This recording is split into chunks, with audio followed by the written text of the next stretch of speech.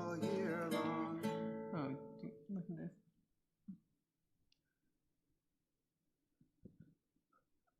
Could you take a picture of it and just send it to her? I don't have anything. Wow. Wow. You got to take a picture of that. I know.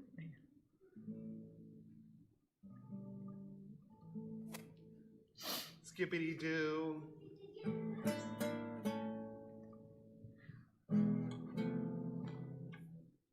Wow. It's just one thing. Yes, my love. Times 8, did that mean like the paper size? 8 by 8, yeah. That's how big the paper is. Yeah. Wow. I'm going to go check really quick and make sure that's not.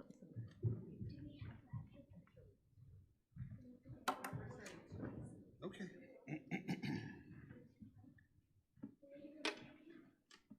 I don't have my watch. All right.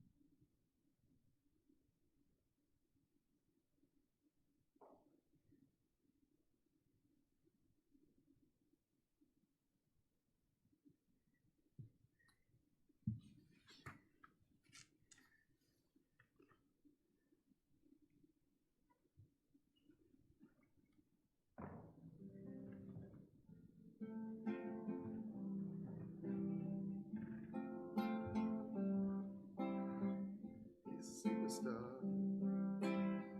Shabbat shalom.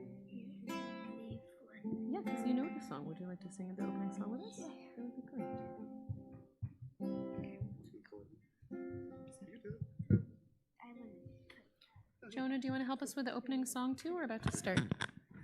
Jonah, you want to help us with the opening song too? You don't need to. Coaster. All right, come on, Ma. We're going to start. You ready? It's time to start the music. It's time to light the lights. Why don't we get things started? What's this? It's called a capo. That's what a mommy puts on my nose if she doesn't like what I'm Just kidding. It's a capo. doing. Are you ready? Can we start? All right, Shabbat Shalom, everyone. Welcome. We're so glad that you're joining us here this evening, and especially on a snowy and kind of wet night. This is one of the rare times where we can say we are glad that you are at home, safe and sound, but that we're still able to experience Shabbat together. So we'll start tonight by welcoming each other with the words, Hine matov u'manayim, how good and pleasant it is to be together as brothers and sisters, family and friends. Hine matov u'manayim, shevet achim gam yachad. Hine matov u'manayim, shevet achim gam yachad. Hine matov, shevet achim gam yachad. Hine matov, shevet achim gam yachad. So we always start our Shabbat evenings together by doing the rituals that traditionally one might do at a Shabbat table at home. So if you are doing them tonight, we hope you'll join us first in lighting our candles. And so we'll invite our... We lost one helper. She's right here. He's getting a running start. So we start by lighting our Shabbat candles. We'll be good. We'll be okay.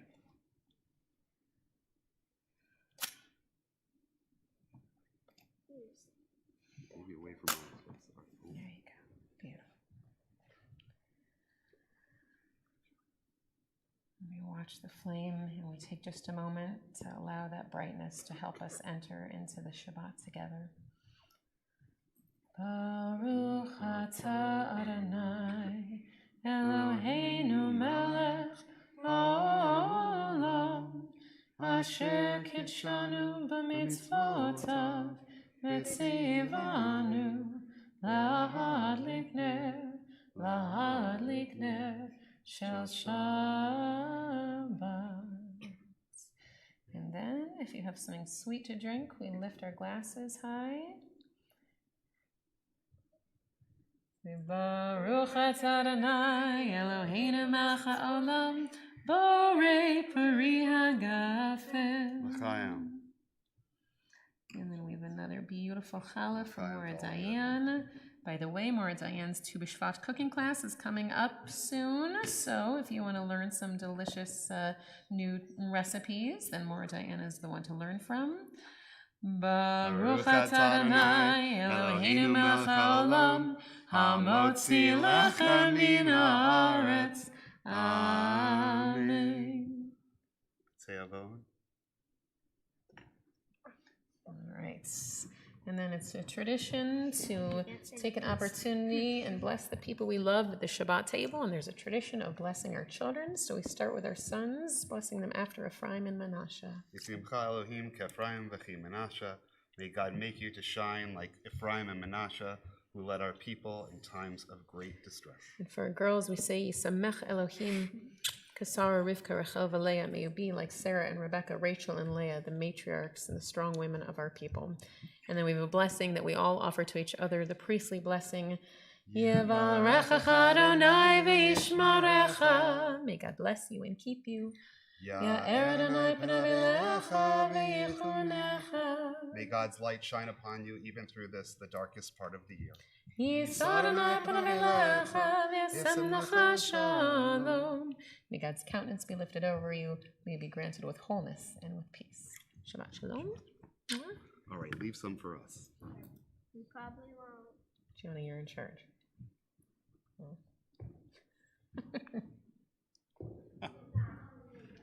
Wow. So Rabbi Michael is right that these are the darkest days we know of our year, and sometimes they can feel a little bit dark and a little bit scary, even without the craziness happening in the world. And so we remind ourselves that even in dark times, that angels walk among us. And so we welcome in those Shabbat angels, singing the words of Lecha Dodi. If you're following along on your in your prayer book, they can be found on page 20. Lecha Dodi, Likrat Kala, B'nei Shabbat, Nekabala, Lecha Dodi, Likrat Kala, B'nei Shabbat, Nekabala, Shomor v'zachor v'diborecha, Hishmeyanu el ham yuchad, Adonai echadu shemo echad, L'shemo tiferet v'litchila, Lecha Dodi, Likrat Kala, B'nei Shabbat, Nekabala, Lecha Dodi, Likrat Kala, B'nei Shabbat, Nekabala, Likrat Shabbat, Lechu v'nelcha, Ki makor habracha, Merosh mikedem nesucha, Sof ma'aseh b'machshava tchila, Lecha Dodi, Likrat Kala, B'nei Shabbat, Nekabala, Lecha Dodi, Lecha Dodi, Lecha Dodi. We call each other to worship with words of praise. And while when we are together, we often rise at this moment, you are free to rise if you wish, or just allow your voices and your spirits to rise. It's on page 108 if you're following along, our Baruch Hu.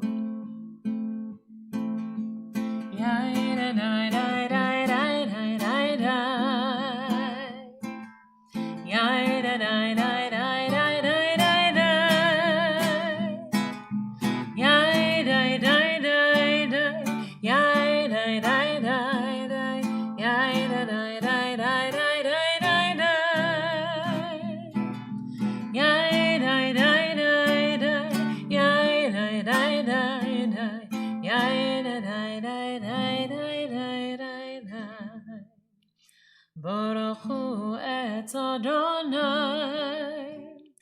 HaMevorach Baruch Adonai HaMevorach HaMevorach Le'olam va'ed HaMevorach HaMevorach Le'olam va'ed. And just as we often close our eyes when we light the Shabbat candles to take a separation between Shabbat and the rest of the week, when we say Shema, it's also a custom at times to be able to close our eyes just to make sure for just a moment we block out the sounds of the world. We block out everything else except just the oneness of God. Shema Yisrael Adonai Eloheinu Adonai Echad Baruch Shem Kevod Malchuto Le'olam va'ed. When justice burns within us like a flaming fire, when love evokes willing sacrifice from us, when to the last full measure of selfless devotion we demonstrate our belief in the ultimate triumph of truth and righteousness, then your goodness enters our lives and we can begin to change the world. And then you live on in our hearts, and we, through righteousness, behold your presence. Each time we come together in prayer, we thank God for our freedom. And we know that especially this weekend as we celebrate not only the birthday, but the life and legacy of Dr. Martin Luther King Jr., that we celebrate not just the idea of freedom, but the idea that we know that God is there protecting us wherever it is that freedom takes us. The prayer that we say each evening in our service is Hashkivenu. We say, God, once you have helped make us free, once you have helped make all peoples free, be sure to still be present in our lives. Be sure to still offer us your protection, your Sukkot Shalom, so that we can feel always safe in our freedom. Hashkivenu Adonai Eloheinu l'shalom, l'shalom, v'hamidenu shomreinu l'chaim. Ufros aleinu Sukkot shlomecha, ufros aleinu Sukkot shlomecha.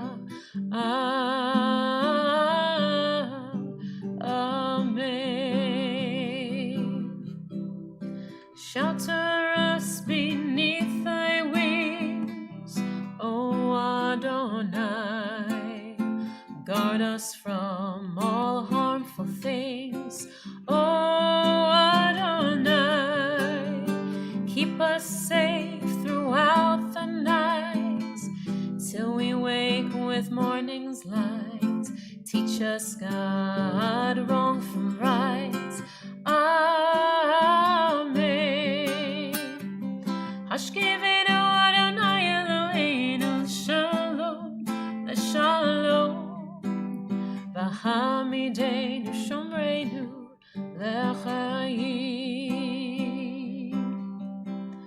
Ufros aleinu Sukkot shlomecha,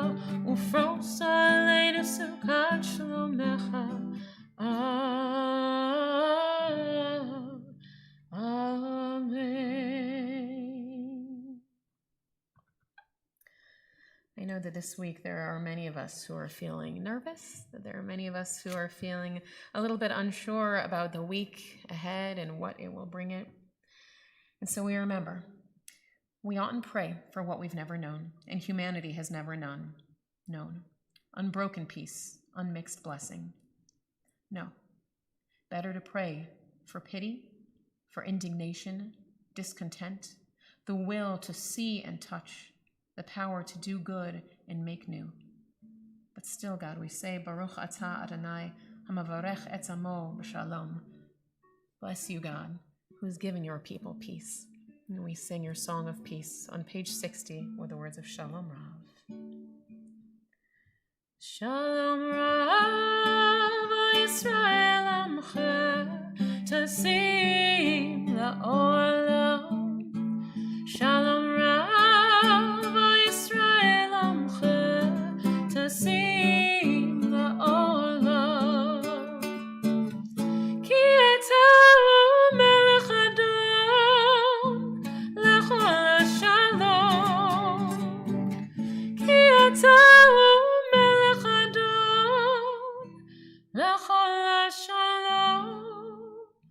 Shalom Rav Yisrael Amcha, Tasim La'olam. Shalom Rav Yisrael Amcha, Tasim La'olam. V'tov beinecha levarech et amcha Yisrael b'chol עת ובחושך בשלומך. Shalom Rav Yisrael Amcha, Tasim La'olam. Shalom Rav Yisrael Amcha, Tasim La'olam.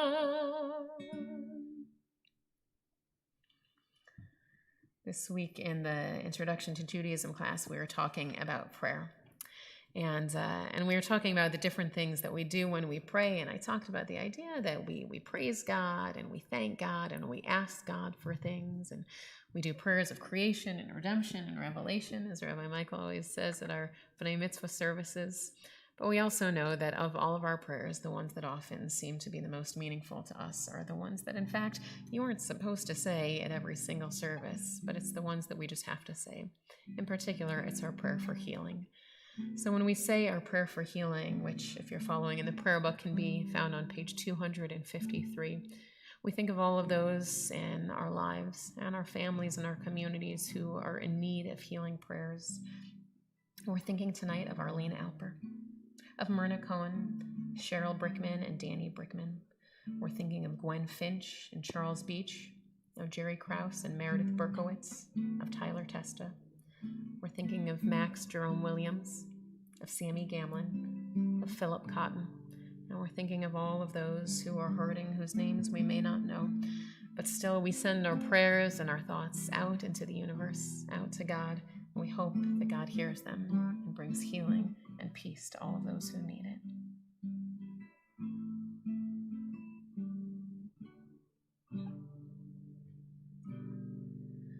Mi sheberach avotenu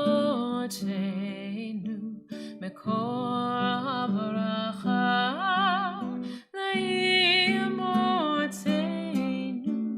May the source of strength, who bless the ones before us, help us find the courage to make our lives a blessing, and let us say Amen.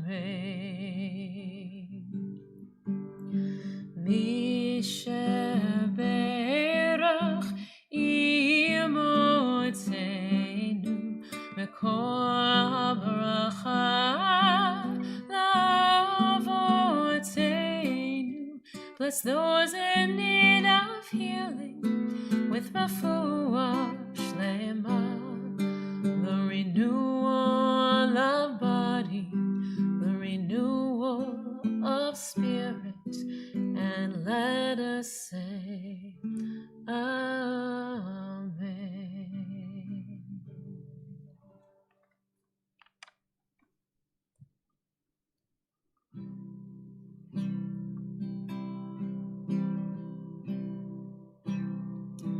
Oh, the water is wide,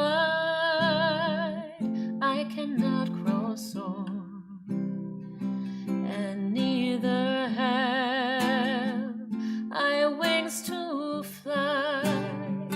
Give me a boat that can carry two, and both shall row, my child and I.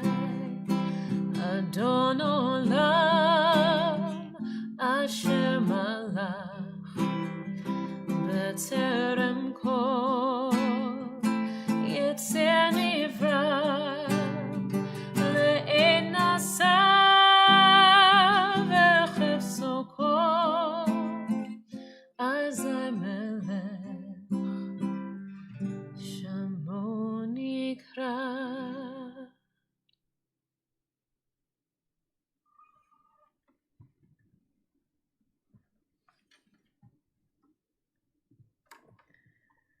We felt like we had to do a little something special there to honor Dr. Martin Luther King and to show the connections there. You know, one of the most amazing connections, of course, is that, as many of you know, that Martin Luther King did come and speak at Temple Israel. He was here in 1963.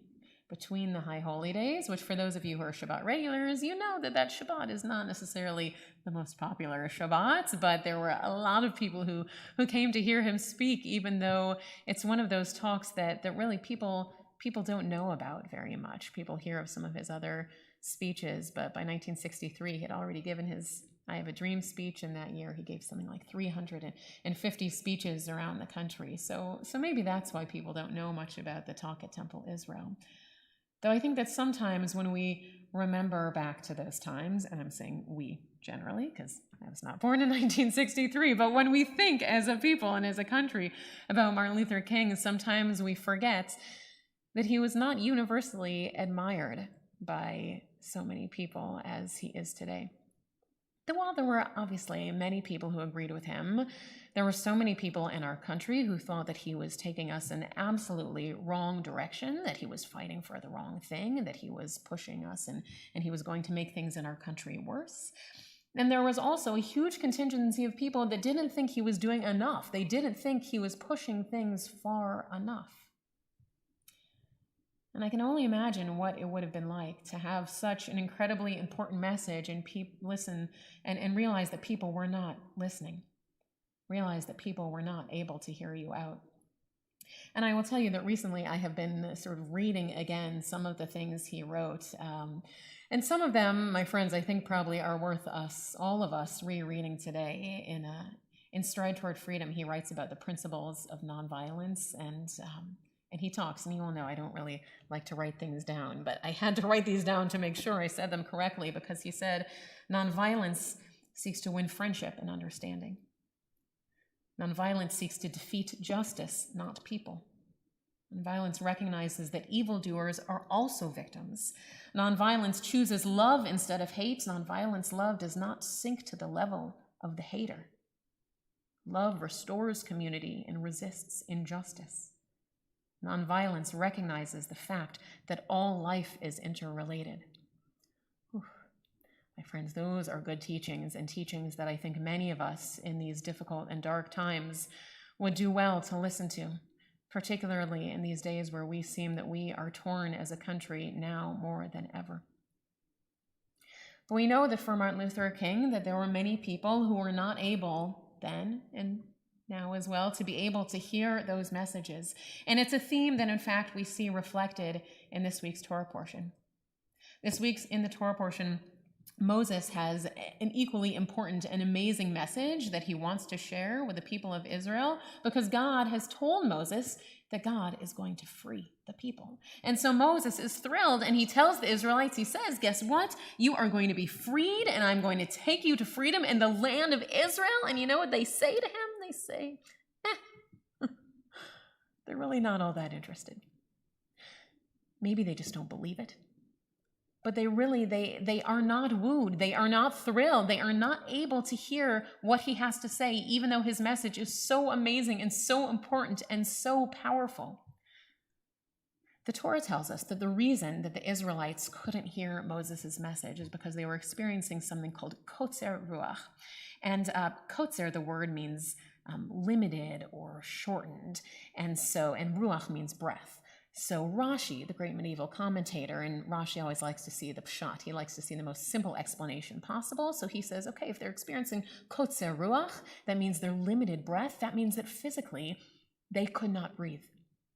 That the Israelites, because they were slaves, because they were experiencing this incredibly hard work of slavery, they could not get enough breath in to even be able to imagine what it would be like to raise their bodies and get to freedom. And I will tell you, in these past months of COVID, I have thought about that term, kotzer ruach, so many times, the idea of having such shortness of breath that you literally cannot stand and imagine what the future holds for you.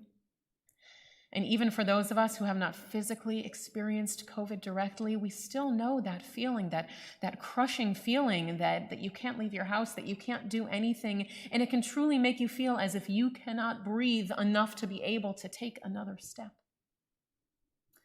We know, though, that ruach doesn't just mean breath, that ruach also means spirit. And so if you look at it that way, then maybe the term means that their spirits were crushed. And that's something we understand too, isn't it? The idea that you could have been living in a bad situation for so long that you just cannot imagine that there is a future for you. We know what that was like for the Israelites, having been slaves for so many generations. They simply could not imagine that there would ever be a way that they would be free. And I look at what we've gone through in these past 9 months, in these past few years, maybe in these past many, many years, and whether it's COVID or whether it is racial injustice or whether it's everything that's happening right now with the polarization in our country, we feel this sense that perhaps our spirits have been crushed and we cannot imagine how we could possibly move forward. So Moses and the Israelites, they can't imagine it either. And we know what Moses does, right? When the people won't listen to Moses, he goes back and he talks to God, and God's like, don't worry, I got a plan. And what does God come up with? The plagues. But we, who have been through many Passover Seders, we know that the plagues are not a joyous thing. The idea that God has to bring all of this tremendous suffering upon people to be able to get the Israelites their freedom is not something in which we rejoice. That's not what we should have to do to be able to hear messages of freedom and messages of peace.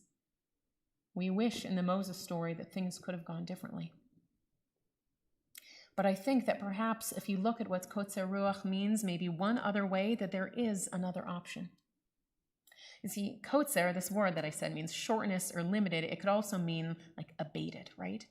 And if you think about the term, it's a Shakespeare term, bated breath, which is really what kotzer ruach could also mean. The bated breath, the way that Shakespeare thought about it, that really meant that you are impatient, right? You wait with something, you wait with bated breath. And so too, the Israelites had that experience of kotzer ruach, of being impatient. They couldn't see that there was a great future ahead. They could only live in that very moment. And had they had a little bit of patience, maybe they would have been able to see that there was a great future out there, that there was possibility, even if they couldn't see it in that moment, even if they couldn't see it in the days or weeks or even months to come, they would have still known that that future was there. And that is something that Martin Luther King saw. Because we know that he talked about the idea that the arc of the moral universe is long. He knew that there was this arc and that it would take time to get there, but that arc bent towards justice. He knew that it bent towards freedom. And so too, my friends, if we can just try to lessen our kotzer ruach a little bit, our impatience as well as our lack of breath, as well as our feeling of crushed spirits, if we can be just a little more patient, maybe we too will see that the arc of our history, that it too is long. But if we are patient, it will also lead to justice. In his Stride Toward Freedom, Martin Luther King also wrote, "The nonviolent resistor has deep faith that justice will eventually win. My friends, we too need to have faith that justice will win. We need to have faith that science will win. We need to have faith that this country will win, all of us together. But we need to be able to lessen that kotzer ruach. We need to be able to find a way, once again, to take a deep breath, to not feel that we are being pushed down, but to feel that we have the patience and the ability to move towards a brighter future. May we feel that we are able to walk in the footsteps of Dr. King, to understand that the arc of justice and the arc of our history is long, but if we have the patience, we will find our way to the future that all of us need and deserve. So when we come together on these services, we always remember and acknowledge that there are those of us who are no longer on the journey with us. We acknowledge that there are those who we are missing this evening. And in particular, we are thinking of those who have been taken from us in recent days, and our hearts go out to their families in sympathy as we recall their names. Miguel Ben Ezra, Miriam Goodman, Carol Jacobson, and Jack Oglander. And we now recall the names of those, the anniversary of whose death occurs on this Shabbat, and whose names have been inscribed in the archives of our congregation or on the Wall of Honor for perpetual memorial. Dr. Harry Agress, Henrietta Bamberger, Bess Block, William Ivan Boxer, Milton David Burchell, Rose Lenore Brown, Gloria Esther Brownstein, Nathan Bree, David Chernus, Beatrice Berger Epstein, Ann Isis, Lillian Fox, Meyer Frank, Abe Garland, Evelyn Goldberg, Helen Lonergan Goldring, Samuel Heiling, Henry Honig, Sidney Horowitz, Minnie Isaacs, Edward Jacobs, Peter Kolodner, Theodore Leo Koppelman, Mary Singer Kraut, Joy Lending, Albert Lissner, Lena Marcus, Norma Schwartz Mendel, Pearl R. Mendel, Roswell Messing, Maurice M. Newmark, Isidore Offenbach, Max Reichenberg, Arthur Rosenberg, Leona Ross, Ford Zadig Salinger, Sarah Schwab, Tilly Siegel, Faye Sharon, Zelda Siegfried, Ruth Sirks Silverstein, Harry Simon Jr., Emma Stein, June Stern, Donald S. Stoller, Bob Sundheimer, Sarah Turk, Sarah Bamberger Washauer, Cora Sheely Weinstock, Marilyn R. Werner, Ernest Wolfman, Robert Yowitz. So those names and the names we keep in our hearts, so we join together in the words of the Mourner's Kaddish in your prayer book on page 294. Yitkadal v'yitkadash Shemei Rabbah, ba'alma divarach Yeroteh v'yamlich malchuteh, b'chayachon u'vyomechon u'v'chayei d'chol Beit Yisrael, ba'agala u'vizman kariv emru amen. Yehei Shmei Rabbah mevarach la'alam u'amei almaya, yitbarach v'yishtabach v'yitpa'ar v'yitromam v'yitnaseh, v'yitadar v'yitaleh v'yitala Shemei d'kudsha b'richu, La'ela min kol birchata v'shirata, tushbachata v'nechamata, da'amiran ba'ama v'imru amen. Yehei shlama rabba min shemaya, v'chayim aleinu v'al kol Yisrael, v'imru amen. Oseh shalom b'imromav, hu ya'aseh shalom, aleinu v'al kol Yisrael, v'imru amen. May the source of peace send peace to all who mourn, and comfort all who are bereaved. Amen. Oseh shalom b'imromav, hu ya'aseh shalom, aleinu ve'al kol Yisrael, ve'imru amen. So tonight for a closing song, we thought we would do a special one. This is by Richie Havens, who, if you know Richie Havens, he was the first act at Woodstock, and the song he did there probably would have been the best for tonight, but you and I cannot pull that one off when he did. I'll now play my guitar with my thumb. Yeah, he's Richie kind of Havens. amazing. So, but this is another beautiful one that we felt was really fitting for tonight. So we hope you enjoyed, and if you know the words, we hope you'll sing along. Let the river rock you like a cradle. Climb to the treetops, child, if you're able. Let your hands tie a knot across the table.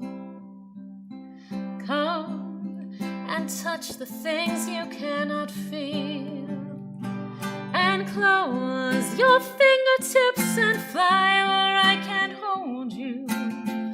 Let the sun rain fall and let the dewy clouds enfold you, and maybe you can sing to me in the words I just told you.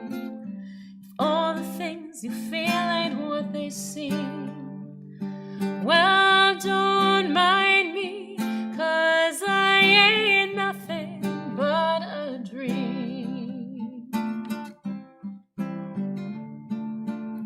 The mockingbird sings each different song. Each song has wings, they won't stay long. Do those who hear think he's doing wrong?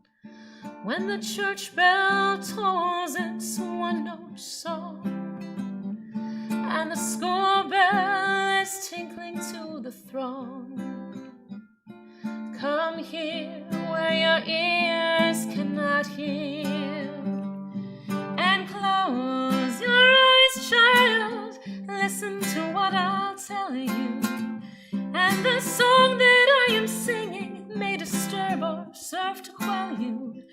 If the sounds you hear ain't what they seem, then don't mind me, 'cause I ain't nothing but a dream.